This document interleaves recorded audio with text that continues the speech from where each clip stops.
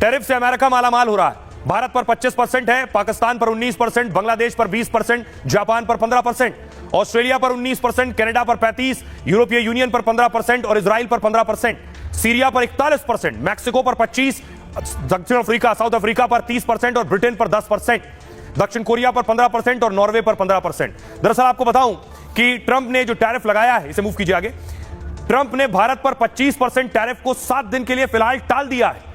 1 अगस्त की जगह अब यह 7 अगस्त से लागू होगा।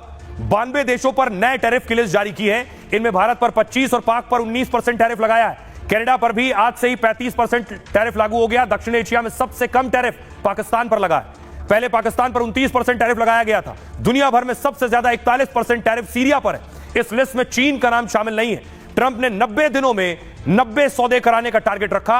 अमेरिका का अब तक का सिर्फ 7 देशों से समझौता हो पाया है। ट्रंप के टैरिफ दादागिरी से अमेरिका का फायदा हो रहा है। फायदा क्या?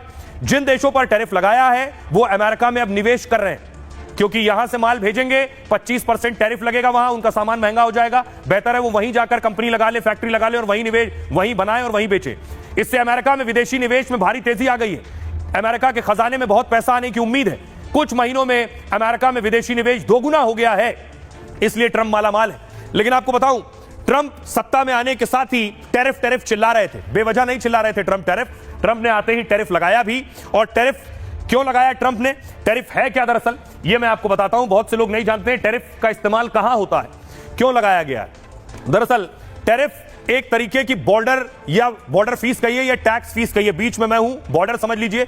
भारत से जो भी चीज इधर आएगी, बीच में टैरिफ लगाए, टैक्स लिया जाएगा, तभी माल आप आकर अमेरिका में बेच सकते हैं। विदेश से आने वाले सामान पर इसे लगाया जाता है, यानी विदेशी सामान पर एक तरीके का आयात शुल्क है। हर देश के सामान पर यह दर अलग अलग हो सकती है। जैसे ट्रंप हर देश पर अलग अलग टैरिफ लगा रहे हैं और इससे घरेलू मार्केट में विदेशी सामान महंगे हो जाते हैं। टैरिफ से सरकार की सीधे आमदनी बढ़ती है। कोई सामान $10 का है, उस पर 10% टैरिफ लगा दिया तो उस सामान की कीमत सीधे $11 हो गई और ये $1 ट्रंप की जेब यानी सरकार की जेब में चला गया।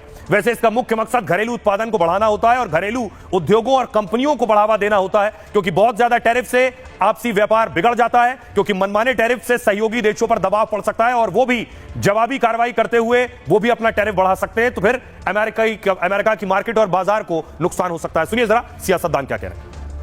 ये टैरिफ बहुत चिंताजनक है। कल भी पीयूष गोयल जी का जो स्टेटमेंट आया वो विस्तार से नहीं था। हमारी अपेक्षा है कि अगले हफ्ते में विस्तार से इस पे चर्चा होनी चाहिए पार्लियामेंट को और देश को पता चलना चाहिए कि ये टैरिफ का मामला क्या है, आगे कैसे बढ़ेंगे, कम करने के लिए क्या कोशिश हो सकती है, क्योंकि ये पूरी जो बिजनेस कम्युनिटी है भारत की, जो दुनिया में कुछ अच्छा काम करना चाहती है, अगर ये टैरिफ ऐसे ही लगते रहे तो ये बिजनेस नहीं कर पाएंगी। पीयूष गोयल ने पूरा बयान दे दिया है और विस्तार से बताया है कि ये अभी नेगोशिएशन का दौर जारी है।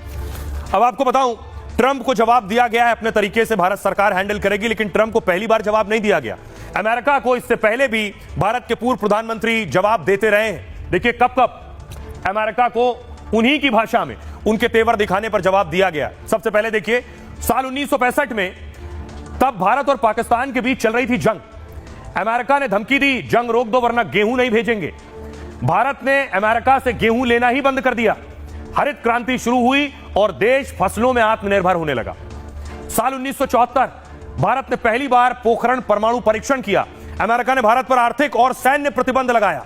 अमेरिका की शर्तों और बैन के सामने भी भारत झुका नहीं। बाद में अमेरिका ने खुद बैन में ढील दी। फिर आया साल 1998, भारत ने दूसरी बार पोखरण परमाणु परीक्षण किया। अमेरिका ने कई तरह के सैन्य और आर्थिक बैन लगा दिए। विश्व बैंक तक को सहयोग देने से मना कर दिया। अटल सरकार ने अमेरिका के सामने झुकने से इनकार कर दिया। 2 साल के अंदर ज्यादातर बैन हटा लिए। क्लिंटन खुद भारत आए और अब साल 2025 अमेरिका भारत पर ट्रेड डील का दबाव डाल रहा है। ट्रंप ने भारत पर 25% टैरिफ की धमकी दी। भारत ने कहा देश हित के हिसाब से ही डील होगी, मतलब अमेरिका के सामने झुकने से इनकार कर दिया है। तो सुनिए जरा क्या कुछ कह रहे हैं सांसद निशिकांत दुबे। आपको ध्यान हो कि हमने परमाणु परीक्षण किया और अमेरिका ने और अमेरिका के कई एक सहयोगी देशों ने हमारे ऊपर इकोनॉमिक सैंक्शन लगा दिए। उस वक्त भी अटल जी के तौर पर एक मजबूत प्रधानमंत्री इस देश को था। आज तो उनसे भी ज्यादा जो है मोदी जी मजबूत प्रधानमंत्री है।